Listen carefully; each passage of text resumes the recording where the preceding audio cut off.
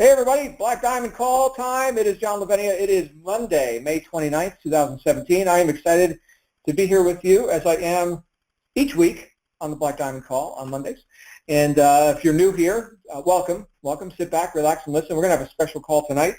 And well, every week is kind of special. As you guys know, if you've been attending the Black Diamond calls, we typically have a different guest speaker each week. Sometimes it's myself. Sometimes I have to introduce and thank myself as the speaker and all that. But today, we have a really cool guy. Before we get into all that, though, a couple quick announcements. We will be suspending the On the Rise webinar this Wednesday.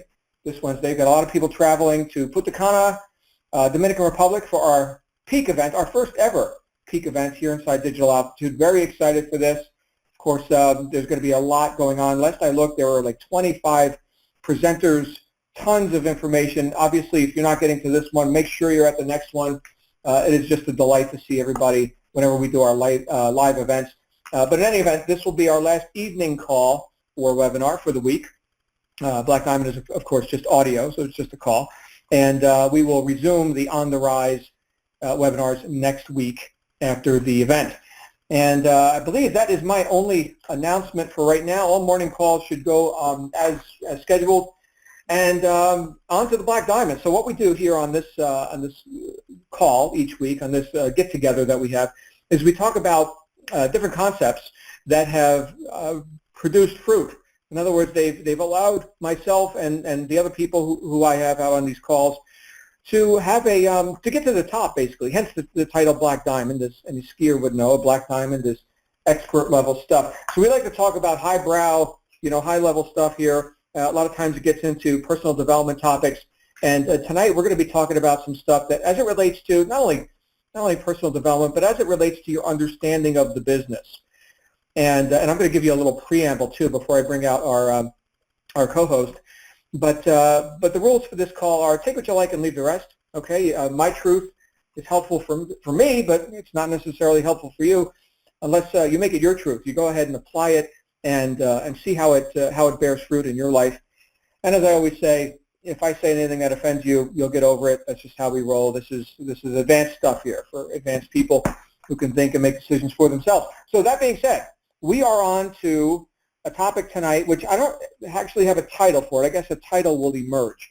But there's something that I have I've noticed, and I alluded to it this morning on the wake-up call.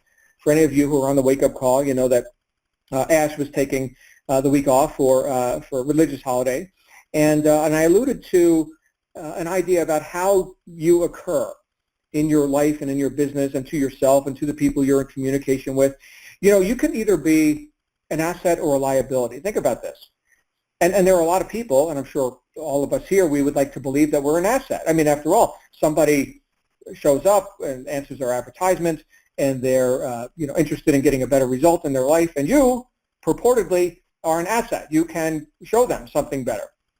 Now, the reason that you're able to do that, if in fact you are able to do that, is because you've got some data. You know stuff that other people don't know. Like the guy right now working the job in the cubicle who doesn't know that entrepreneurial success is even a possibility for himself. He knows not. He knows not. He lives in ignorance, in painful ignorance of the opportunity that could be his but he found someone like you who can show them, a better way. And so that's how I choose to show up in the marketplace. That means I've got to have good data, right? There's something called false data, which would be the opposite of good data, and there's plenty of that online. I don't think anybody needs you for that, right? They can just go bumbling around and find plenty of false data. But when we get into you being an asset in the in your business, to your team, and in the marketplace, and all of that, I believe, and I've seen for myself, this is my experience that I'm talking about here, that the more I can show up as the purveyor of good information, the more I can know stuff, and the more certain I am in how what we're doing is good and right and beneficial and workable for people and accessible for even the brand new marketer, the more I do, in fact, become an asset in the marketplace. And to that also important new member, who, as I've said many times, is, in my assessment, the most important member in the company. So if you're one day right here, this may be a bit of an advanced conversation for you tonight, but hey, if you're one day here, that proves that you're no dummy. You picked a very, very auspicious opportunity. So we are glad you're here. And we're going to be seeing where this topic goes of, how things work and really knowing how they work.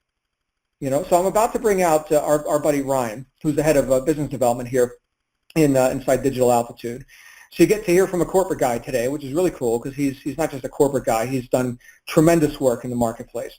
But I'll wrap up my preamble by saying this, and I've quoted this guy several times, a guy named Wallace D. Wattles, who wrote a book in 1910 called The Science of Getting Rich. Okay? And he said in that book that two people engaged in the same business can have completely different results. One gets rich while the other remains poor. And of course the question is why? Why does that happen? And the answer is that the person who gets rich does things in the certain way. And in order to do things in the certain way, you must think in the certain way. The certain way. Okay, now if you've never heard me talk about this before, I'll let the cat out of the bag real quick. We'll bring Ryan out here. And grab yourself a dictionary. If you don't understand any words, like I didn't when I heard this guy tell me about the certain way, well, it turns out in the dictionary, which is the best self-help book ever written, in my assessment, it says that certainty is the absence of doubt.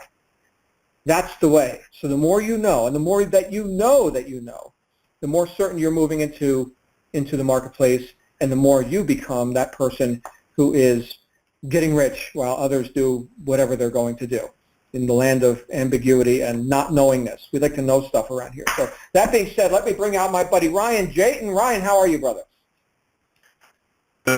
Fantastic, John. I appreciate it. Hey, Ryan, are you hearing me okay? You're breaking up pretty bad there. Are you hearing me okay? For me? Okay. Okay, can you guys type in the chat roll? Are you hearing Ryan okay?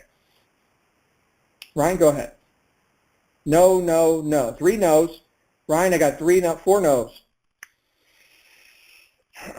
Our sound check was good, but Hey, now John. it's 6 no's. Yes, okay, Ryan, there you are.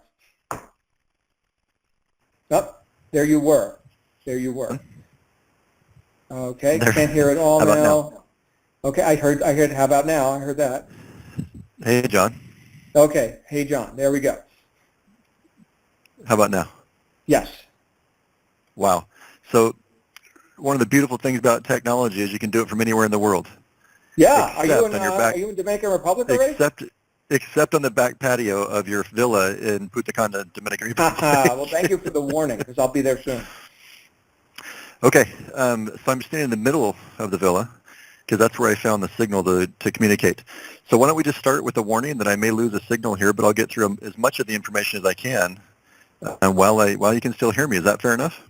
Sounds good. Yeah, let's do it. Okay. I know you had an apropos topic that came up as a result of you doing your work this week, so this is real good, usable stuff. I can't wait to hear it. It is. And before I get started, I just wanted to send a special message. I spent about 9 hours today locked in a room with most of the executive team here at Digital Altitude, including Mary D. and Michael Force. And when they heard that I was going to be on this call tonight, they asked me to send a special hello and a special greeting to everybody that's here, including you, John. They're looking forward to being here. And so I get the pleasure of not only representing the company, but this evening I get to say hi to you from Michael and Mary and the rest of the gang up here. So consider yourselves greeted. John, thanks for the introduction, and thanks for leaving it kind of open, because what I'm going to share tonight certainly is not scripted. Sometimes I think the best conversations, the best information come from a raw and vulnerable place where I'm going to share some information that I think may be valuable to you guys. And certainly, John, if there's an environment for that, if we can do some questions and answers, I'd be more than happy to share that as well. My role at Digital Altitude, specifically right now, is that I manage all of the business coaches here at the company. We have a staff of about 57 S1s is what we call them, coaches that are working with your clients as they come in off the Aspire program. We have a rolling roster of about 8 to 10 S2s, which are the higher level coaches that actually are affiliate marketers that are coaching your upper level clients. And I have a great opportunity to work with these guys, train these guys, manage them, listen to them. And one of the things I want to share with you tonight is exactly how their process goes. I have this belief that we only fear what we don't know. The only reason why we're afraid of the dark isn't because of the darkness itself. It's because you're afraid what you're going to run into or what might jump out at you at any given moment. That's my belief. And I believe the more information we can share with you about things that happen that are out of your control, the less you are in that I don't know category. And therefore, the less you'll fear. So if we can share with you some of this information that happens behind the scenes, like John, I think we will call this pulling the curtains back, so to speak, and giving you a peek behind the curtains at the Wizard and see what goes on after you generate an Aspire sale, what happens at the company level, and what you can do to participate to improve your conversions or improve your earnings if you better understand the process that happens on the back end. So I wanted to start there and just kind of walk you through a brief introduction of what we do on the company level with your clients that you bring in, and then share with you some information and also open up to some questions and answers that you may have some questions about what happens. You may have some leads that you have questions about, and I'd be more than happy to visit with you on that. And like I said, just go off script and really get down to some nuts and bolts of what happens on an administrative level with your clients that you bring to us. When you signed up as an affiliate, at no matter what level with Digital Altitude, you raised your hand and said, I would like to introduce people to your company. I would like to introduce people to your product. See, your game and your opportunity lies in your ability to get as many eyeballs on our program and products as you can. Okay? I tell people that your capital investment to start this business can vary. It can vary from coming at the rise level. It can vary all the way going up to the apex level. But one thing that is universal and one thing that is apples to apples with every affiliate in our company, and this goes for the Rise member, to the Ascend member, to the Peak member, to the Apex member, your marketing costs are all the same. Okay, if I spend $100 in marketing at the Rise level, I could get the same result for new Aspire clients as I would if I spent $100 in the Apex level. You see, marketing expense is stagnant. It's stable. The only difference in cost with your business is where you chose to position, where your initial capital investment. And so if all of your marketing costs are the same between all of you, then I want to talk about what happens once you've generated that Aspire sale. Some of you, and I don't mind you admitting this, but some of you say, well, I created an Aspire sale and I feel like I just went into a black hole. Because you control all the marketing. You control all the traffic as the affiliate, but then as soon as somebody bought our $1 trial or bought our $37 Aspire program, they now are being worked, managed, coddled, and taught by our internal coaching team at Digital Altitude. And if you don't have line of sight to every one of those people, if you don't see what's going on my side of things, that can leave you in the dark. That can leave you in a state of potential fear. Again, fearing the unknown, not knowing what's going on. And so oftentimes I have affiliates that call and explain this to me. Tell me about this client or this client. And once we have that conversation, it sheds a lot of light on what we're doing, but it also helps them, come in metaphor. So with that idea, let's talk about exactly what happens. Once you generate an Aspire sale, somebody has actually clicked the buy button on our $1 trial or the $37 Aspire sale. The company's automation, the company's technology immediately assigns them to a coach, and it's instantaneous. Your thank you page that somebody sees when they purchase has the coach right there listed for them. It has the coach's contact information, and it gives them 3 steps to follow at that point. It says the first thing I want you to do is to schedule a call with your coach. Second thing I want you to do is get on their calendar and schedule an appointment. Okay? You got to be able to get your people to talk to coaches because the coaches want to talk to them. So that function, that automation that gets people assigned a coach is random. Okay, we put it in what's called a router. We have a software program within our technology scope that will randomize these new buyers and assign them to our coach. So I manage our router that is distributed on. It's a distributor, basically. If 100 leads come in and everything was apples to apples and I had 50 coaches, then this router would distribute those leads on an equal basis to all the coaches. And everybody in this scenario would get 2 new clients to work with as a coach.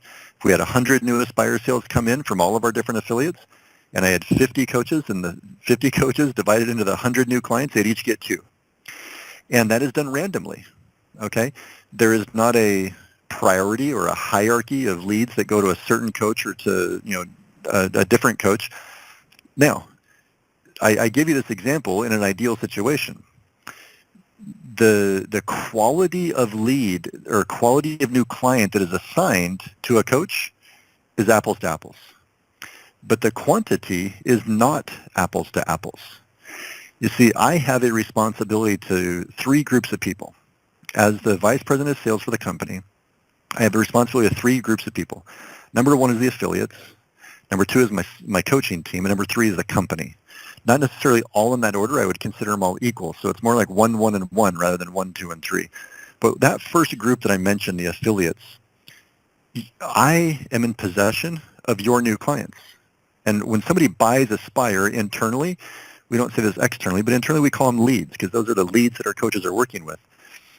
And I'm responsible for those on your behalf.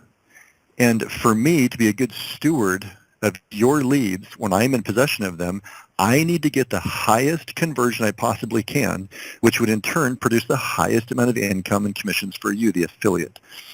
So on a daily basis, I have to pay attention to the effectiveness of my coaches. On a monthly basis, I actually redistribute leads within my router. I take the top 10 people on my coaching team, and I give them more leads to work with the next month because they earned it. You as the affiliate, would you want me to give an equal amount of clients to all my coaches, knowing that there's good coaches, there's better coaches, and there's best coaches? I would have to assume if you and I were in a one-on-one consultation, you would say to me, absolutely not. I want my leads to go to the best coaches. So that's what I do. I put your leads in the hands of the best coaches. So let's say that a coach ranks in the top 10 of my coaching group. I'm going to weight the router in I guess I'll use the word unequal way to everybody else on the team, and I'm going to give those top 10 people more clients, more leads. Why? Because they can handle more and they convert better. Okay, and you as the affiliate want me doing that. You want your leads in the best hands. Now, I have coaches that, if I'm talking good, better, best, I have coaches that are better. Okay, they're not the best, but they're better. They still convert. They convert well, but they don't convert as high as others. They get less leads. They get less of your leads coming in. I have coaches that are good, which is the bottom of the scale of good, better, best. My good coaches, I actually stop giving them leads. I put them on my personal coaching roster, and I try to train them up to get them back into the better or best category so that I can once again feel confident that I can give them your leads to work, and you'll be proud of me doing that. There's times where I'll get a message from a coach, and I'll give you some of my internal conversations here. There's times where I'll get a message from a coach, and they'll say, hey, my total leads this month are down. I'm not getting many leads. And I respond back, and I said, yes, as you know, on the first of every month, I go through the router, and I redistribute the leads to make sure that the top performing coaches are getting the most amount of leads. You performed at the bottom end of our scale, so I turned your leads off, and here's what I want you to do. I want you to work your leads you have, convert them at this level, create this many opportunities out of it, and if you can get back to that level just by working old leads, I will let you back on the router. And every once in a while I get somebody that challenges me, and they say, well, Ryan, why would you do that? That's not fair. And my response is always the same as I tell my children. Guess what? You're right. It's not fair, nor is life. I can't go to a group of affiliates and say, hey, I have to be fair. No, I have to go to a group of affiliates, and I said, I did the best I could with the leads you sent us. And for me to do the best I can, I got to put them in the hands of people I can trust. So this may be brand new news to some of you affiliates. You may be thinking, wow, I didn't realize Ryan's such a jerk. I'm kidding. I didn't realize that Ryan and the company are actually paying attention that closely to the people that we send them. I thought it was more of like this black hole. No, we look at nearly every lead every day that goes to a coach. Okay, it's important to us because we know that if we don't satisfy that group of affiliates that group of affiliates stops producing traffic, and that group of affiliates stops sending us business. And if they don't send us business, the coaches don't have business, the company doesn't have business. Those three groups are all the major stakeholders in our company: the affiliates, the coaches, and the company itself. And if any one of those groups is not fully satisfied or fulfilled in their roles, we all don't have an opportunity. So we take it very seriously, I think, is my point. Now, we get questions, and I'm going to jump some of them out right now. People said, well, I heard that you guys give better leads to better coaches. And I don't fault anybody for spreading that rumor. It's just a little bit inaccurate. Not that better coaches. It's the quantity. We put more leads of our top coaches. I had a chance this week to be challenged by one of Apex.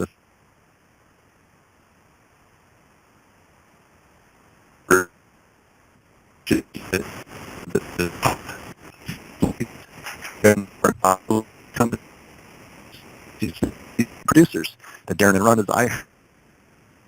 we're top coaches. If that's the case, I'll never have an opportunity. And I said, well, first of all, that's patently false.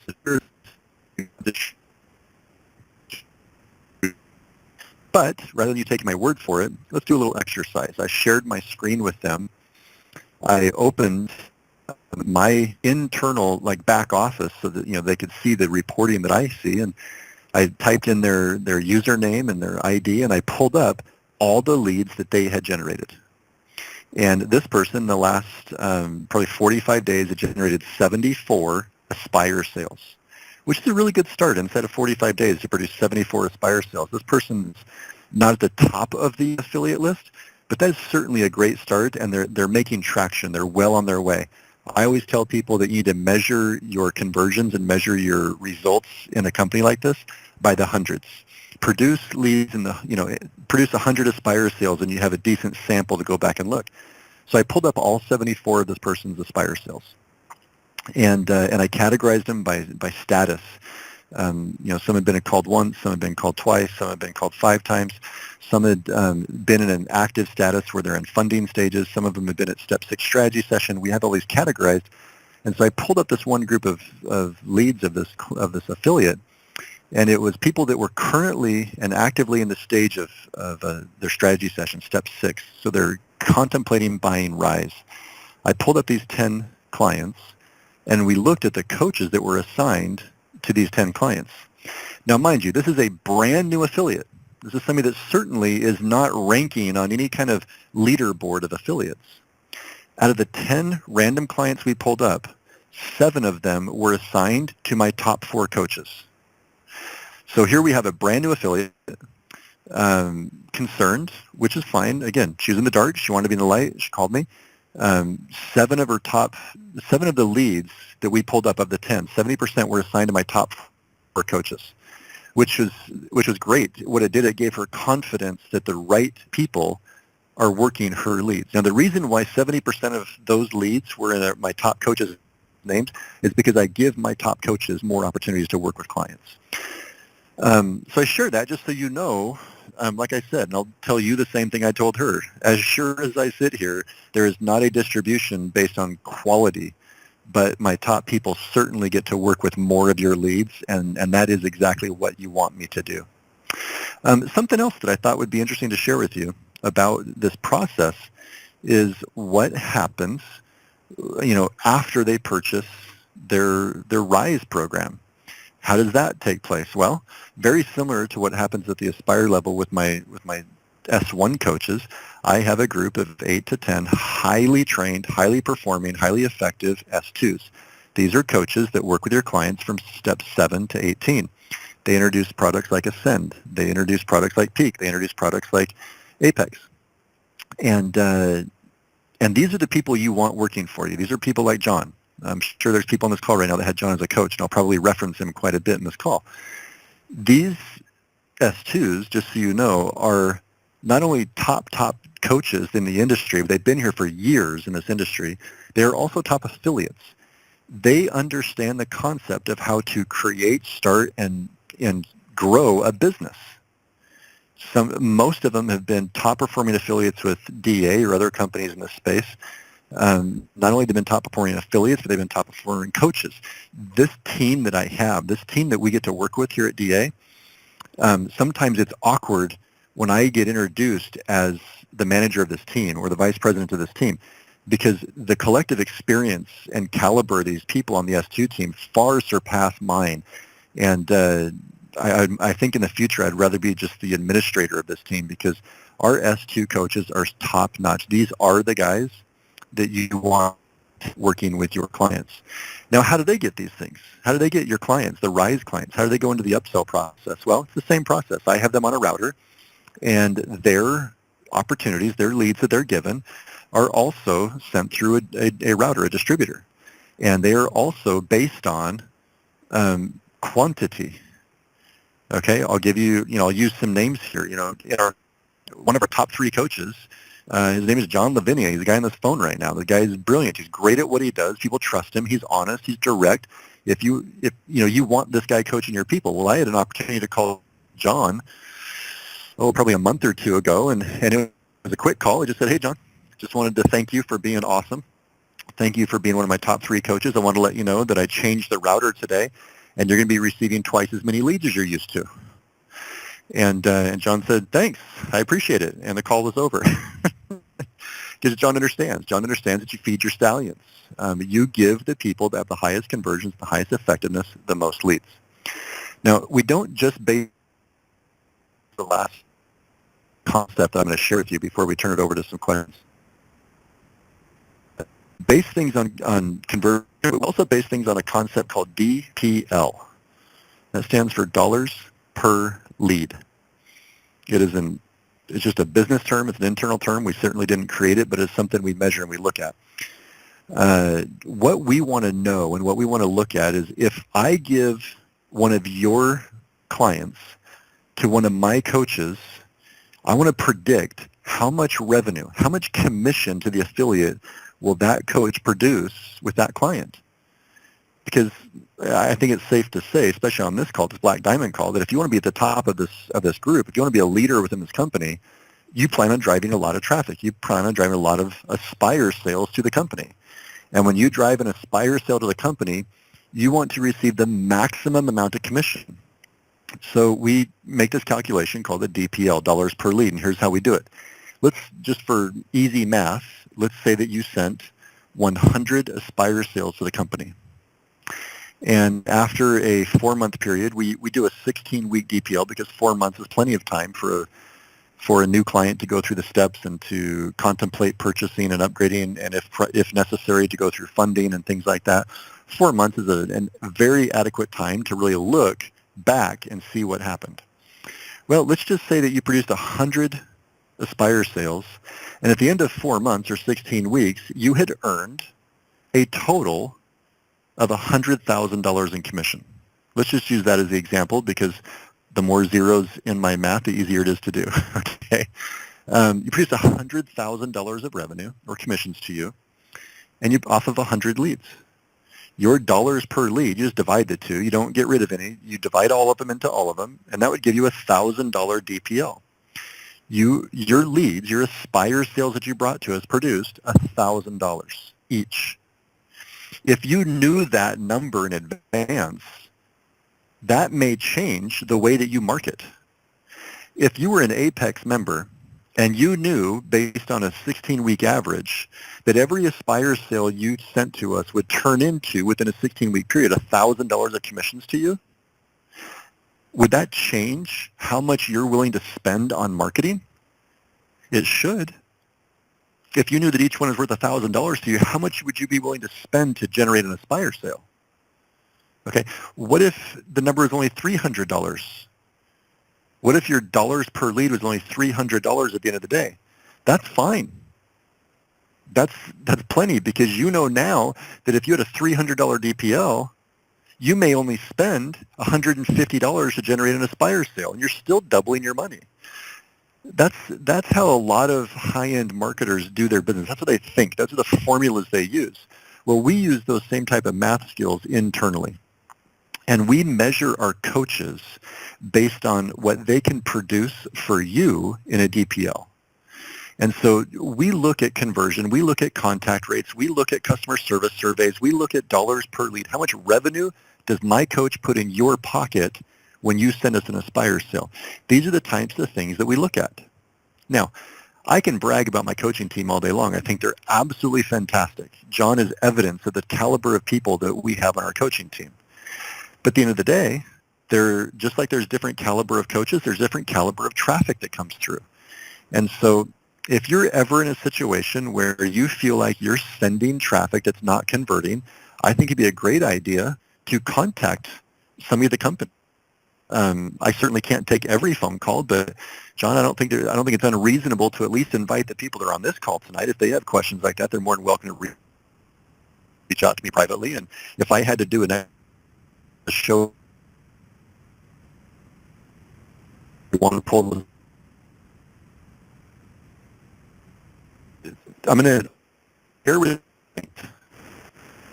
because I want to put it. This will create content for what we're talking about. I had the conversation with the lady that I had mentioned earlier is because she had sent a complaint, and the complaint got escalated to me. And the complaint was very valid. This was not a frivolous, I threw $500 in the corner and it didn't produce $1 million paycheck, or I bought Aspire and my monitor didn't start spitting $100 bills out of it. It wasn't one of those.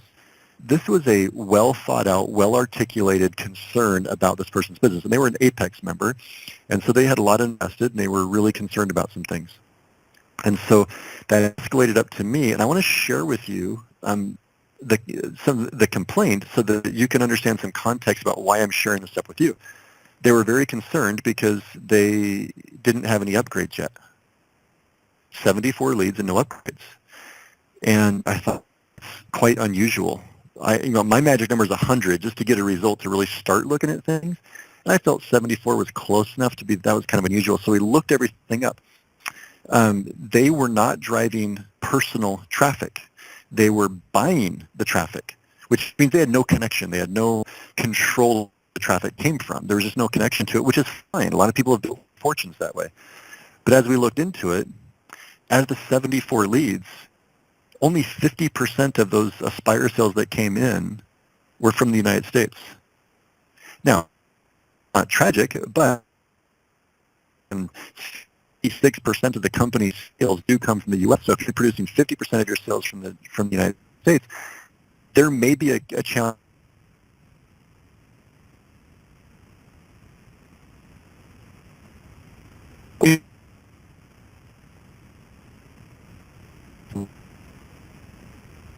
She bought traffic from somebody and she had almost a 25 to 30% cancellation rate. That's not tragic either. But what she had left over was 50 plus leads. She had about 53 leads left over. And out of those 53 leads, they were only 8 days old. And she already had 3 rise sales. 3 rise sales in 8 days on 53 leads. Okay? And effort are the things that see conversions. And when I showed her that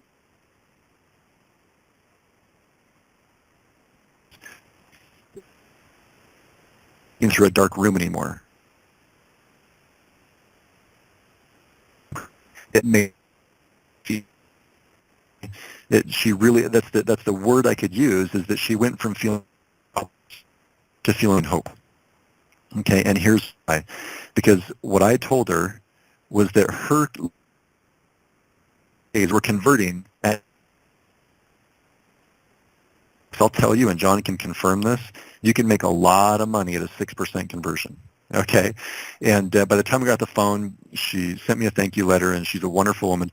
Her concerns were valid. She got good information. She got data back, and it really helped her better understand how it works. And you know what? I believe it made her more connected to her business. Because I'm going to challenge each one of you. If you're just throwing Aspire sales into the system and you're taking advantage of the black hole, which, hear me out, you're just throwing them in there and just closing your eyes, you may not understand how it works. I got to really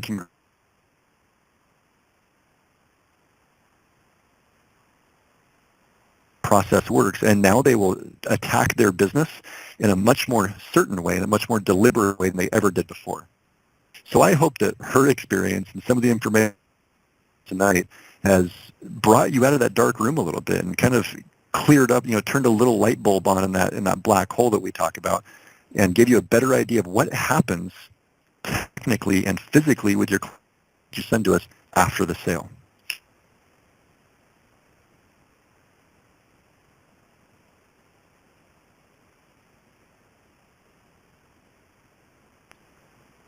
Hey, Ryan, you've been breaking up a bit. There's a couple of things that people may ask you to repeat. Can you hear me now? I do. Okay, very good. So we did have some choppy sentences in there, but I think I got the main gist of what you're talking about here is that quality in, quality out, and of course quality processing. It looks like the main idea here is that we don't do half measures, and that we're looking to have everyone be as effective as they could possibly be, regardless of their level of experience. And you're welcoming some interaction with people as well. Now, you did offer that to the people who are live on this call now. However, there will be probably 1,000 people who listen to this on the podcast. So the podcast, just so you know, gets many more listeners than the live, just because of time zones, and plus it's a holiday and all that. Edit, John. Edit that part out. Right. But we didn't get a contact mechanism out of you yet. So anyway, were you still going, or I didn't want to interrupt, but at the same time we were not. Nope. Yeah, I wanted to open up to questions and answers, and I do apologize if there was a connection issue. Yeah, it's good, and then it craps out. Then it's good, and then it's out again. All right, so that's good. By the way, that's good data. Thank you, because in 24 hours or so, I'm going to be where you are. So we'll see how that goes. Talking to all the clients. So here's what we're going to do, everybody. We're going to open this up for Q&A. So stand by. All right, so Q&A session has started, and the way we do this, you can raise your hand by clicking what used to be your mute button. It should now be your raise your hand button. Or if you're on a phone or Skype, you can click *6, and that will raise your hand. We do have a couple people in queue already. Now we're going to go to our first caller, which is Chris. Chris B, Project Apex. Chris, you're live on the air. Hey, John, Ryan, you there? I am. How you doing, Chris? Good. How you doing? Doing fantastic. Hey, Ryan, I wanted to see if I could take you up on your offer. Is there a way I can reach out to you offline? There is. In fact, do you have contact information for John? No. Okay. John, I think you're in our Skype group, right? I'm in so many Skype groups. Yeah. So, yeah, I'll tell you what. If you can find me, I'll get you over to Ryan. I guess that's a blanket invitation. So, all right, Ryan, hey, you open this can of worms, brother. Hey, if it helps, I don't mind. Chris, you got a pen handy? Yep. Okay. R.JATEN.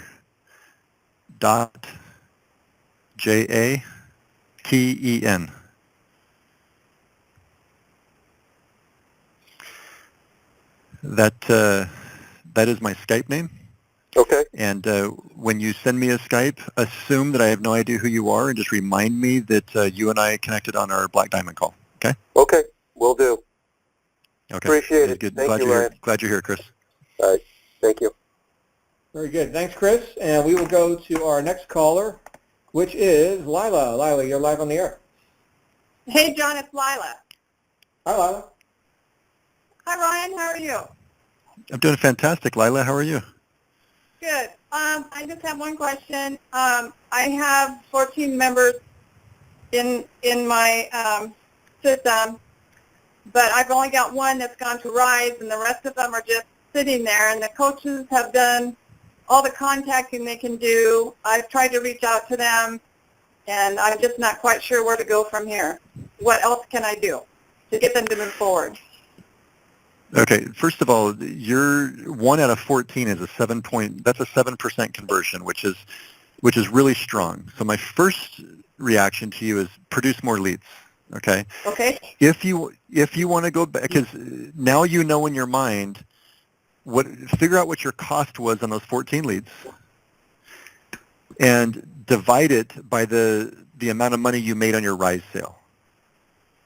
Okay, and Okay. you'll start getting, it's a very small sample, so it doesn't work very well, but it's a small sample to start figuring out what you can spend on advertising and still get your money back. Okay? Okay. All right. As far as continuing to work those 14 leads, the company is remarketing to them, which means we're going to start calling them after the fact. I would encourage you to reach out and make contact with them as well. Okay. But I will tell you that a 7% conversion will make you money in this business. And that's where you're at right now. Okay, great. So I'm assuming Okay. contacting them by phone personally, is that what should I do first, or try and contact them via email? Because Yes. I've done both. You're gonna kind of step into the role as a coach. We try to contact your leads 8 times. Right. And if we can't reach them, or if they fall away, or if they give us an indication they're not interested, then we want you to step in at that point and start marketing to them. Eventually, what you're going to realize is you're building a list. Okay, when you have a group of people that will not, they won't respond to you, you want to add them to your list and keep dripping on them some high quality content. Okay. Because when those 13 people that didn't buy said no, they didn't mean no, it just meant not now. Okay. Okay. They've been exposed to digital altitude. They know how it works. They're probably interested, but something kept them from buying. If I were you, I would keep dripping some high-quality content on them and use it. It's called maturing your list. Just Okay. add them to your list and continue to drip on them. Okay? Okay, sounds good. Thank you. Because just know that we are doing the same thing on your behalf as well. Okay. Well, I see that you said that the coaches usually contact them at least 8 times. Yes. Okay, I don't see that happening. So is it they contact them and wait a little bit before they continue? Well, a lot of my coaches use a software system that dials people in volume. They can dial 200 people an hour, and the downside to that is it doesn't update statuses in the back office.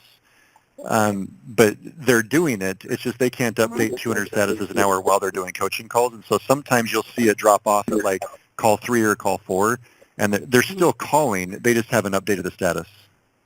Okay. All right. Thank you. Good to know. Okay. Thank you. Hey, you're welcome. Thanks for the question.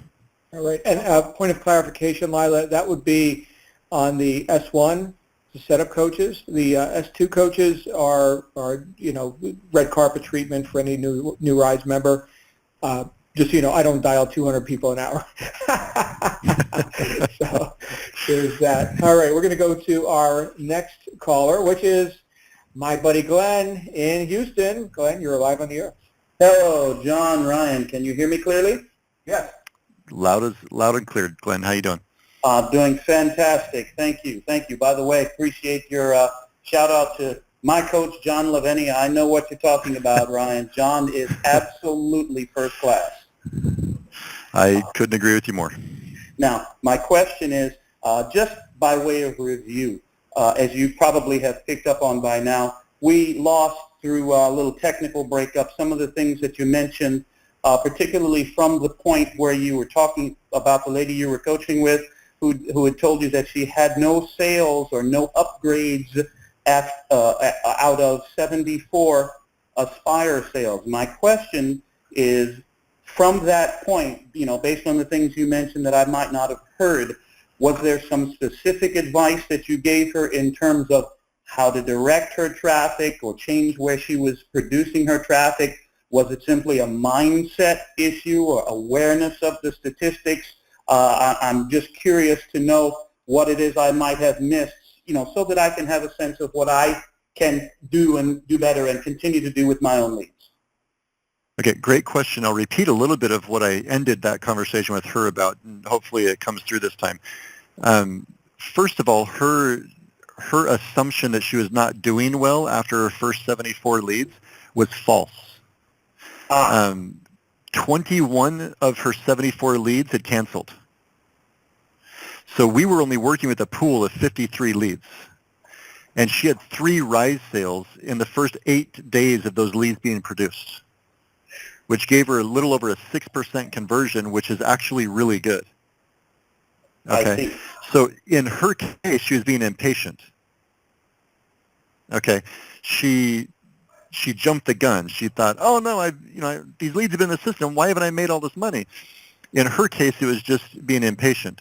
Now, I did give her some advice. I thought that the 30% cancel rate was a little bit high. She got connected with her traffic source. I encouraged her to diversify her traffic source, and that would bring her cancellation rate down. Always.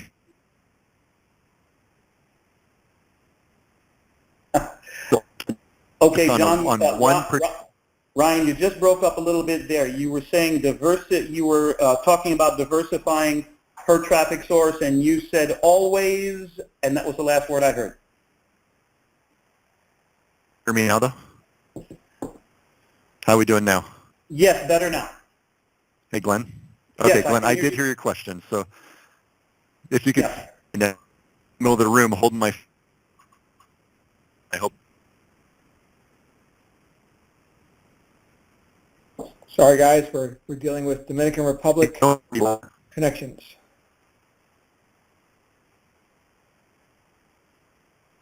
Standing by for Ryan.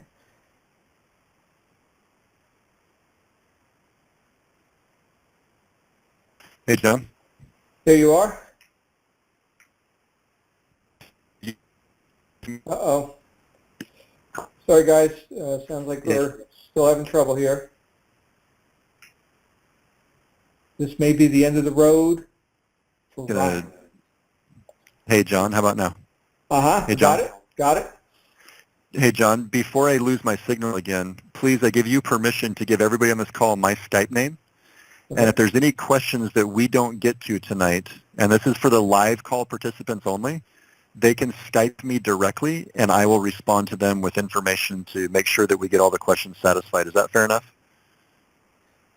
Sounds good. Okay. So to finish that conversation, what I said to her is, as you can afford it and as you get better at this, you'll realize you want to diversify your traffic sources. If you rely on one traffic source, you're going to have inconsistent results and inconsistent data.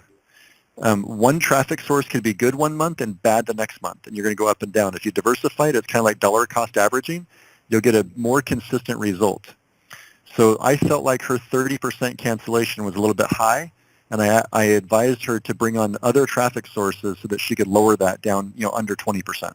That was my advice. But other than that, she was doing great. She just needed to take a deep breath and practice some patience. Did you get that, Glenn? Glenn, you're muted now. Glenn, you there? Hello, Glenn. Boy, this has been a technical delight on the Black Diamond call tonight. So looks like we lost Glenn. That's great advice, Ryan. And you know what, Glenn, I know that you've done some solo advertising, which is great, right? That's very easy to do and sort of done for you advertising method right there. And it's a method. It's not the entirety of marketing. So I suggest a lot of times, Ryan, I suggest to new members as they're going on to start their marketing that they choose one paid method and one free method. Not 10,000 things, right? You want to go deep, not wide, but find something you're inclined to do, something you've got a natural affinity for that you're interested in, and that might be Facebook, or you might hate Facebook. Okay, I'm just going to do YouTube videos like Joshua Elder. Okay, fine. We'll pick something that will not cost you money, but will cost you a little bit of time to build the momentum. And then once you've mastered one paid method and one free method, then you can start to diversify from there. But I do see the tendency of some people, because solo advertising in particular is so easy because it's essentially done for you. I do see the tendency for people to sometimes pigeonhole themselves into just that one method, path of least resistance and stuff like that. So, Glenn, excuse me, Glenn, I don't know if that's something consideration that you've had or something that you've seen for yourself, but certainly one method is not all methods. So thank you, Ryan. Glenn, last call. Glenn, are you still there? I don't hear Glenn. Okay, so we're going to go on to anybody else. Now's the time to raise your hand if you've got anything you'd like to say to Ryan before we lose him forever into the ethers of the interwebs. I just see our next caller. We're going to go to our next caller, Rosie. Hey, Rosie, you're live on the air. Hello, can you hear me? Hi, Rosie. Yes, we can. Hey, I I have a question. What you do when, okay, I did solo ads in the beginning, okay, and I had like, I'll say like 700 opt-ins, and out of that, only 19 of them became leads, okay? Now, two of them started with the $37, and then they canceled out. Now, all of my leads are in the inactive status, okay? Okay. Do you have any suggestions on what should I continue to make some contact with the ones who are now inactive, because now I am getting ready to change up what I do on marketing, but that was kind of painful because I spent a lot of money on the solo ads, and I said, oh great, all these people opting in, and then I only got like 19 of them that actually took the $1 trial, and out of that none of them moved at all, and So Rosie, it's a great question. It's a great question. Just to repeat, I think your question was, should you continue to bang on those people? And I will tell you, and again, this is my opinion, and I think John said something very appropriate in the beginning. He said, if the shoe fits, wear it, but I don't know the words he used. He said, if this information suits you, use it. If it doesn't, throw it away. So I'm going to share my opinion. I'm going to share my opinion on your situation as you told it to me. And my opinion is, if you have a free and automated way to continue to pound on those opt-ins and the people that bought, do it. But your energy and your focus, and certainly any expense, should be focused on producing new traffic and new sales. Okay. There's going to be things that you're going to do in marketing that are going to be a list builder that you will not. Some of the efforts you make now will not evidence itself in your business for months to come. Some of it happens right away. John, his advice when Glenn was on the phone earlier was very, very good. He said, start with one. Find something that can produce a result. Don't start with 10 things. Find one thing that you kind of have an affinity towards and watch it produce a result. The reason why I encouraged the person that I was talking about earlier to diversify is because they had already produced 74 leads, and we had some data to analyze. And at that point is when I said, I would encourage you to start diversifying. But you tried something. It did not produce the results. Right. Now you have 700 opt-ins on your list. You have 19 people that have volunteered to purchase a trial, and you have a good start to a list. Now it's time to do something different and continue to go until you find something that produces. Okay. All right. And that's exactly what I was working on. That's exactly what I'm working on, trying to find another option that I feel like I'm good at, that try to get to my opt-ins, my subscribers, I guess I'll call them, and get some more people in my back office so the coaches will have somebody to work with. Yeah. Okay. And Rosie, you didn't ask me this, but I will share this with you. You're building a business, and you're building your story, and everything you do contributes to your business, and everything you do contributes to your story. Some of it you can monetize, and some of it will help you monetize other things later.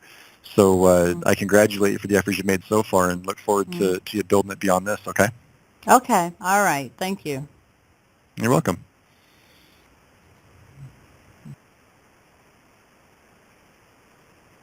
Hi, this is Kim Pleasant. I haven't really started my training yet. I'm about to start this week, but I want to thank you because the information that you're sharing is very good, and I feel like I'm going to have a really good start in this, once Kim, I start my traffic. Kim, you're a ray of sunshine. I appreciate the comment. That was great. Yep. Thank you. You're welcome.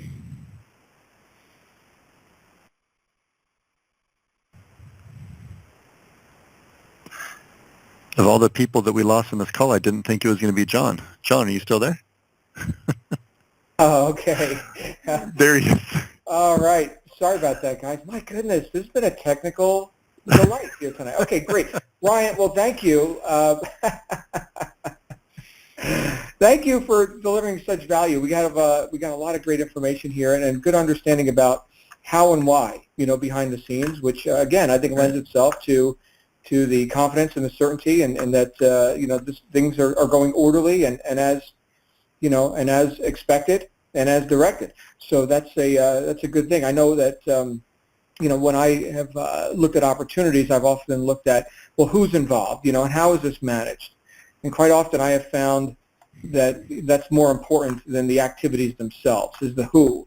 And so thank you. It's great to have somebody there facilitating or administering, as I think you've chosen that word, to to create this order, because I love order. I do not like confusion. So thank you for all you do and for delivering a lot of value here tonight. To our members, Ryan, any closing comments from you? No, I just appreciate you having me out here, and one of my favorite things I get to do in my role in this company is to talk to affiliates, and so thanks for giving me the opportunity to do that. That's very good. All right, everybody. Well, we're going to wrap up the Black Diamond Call with that.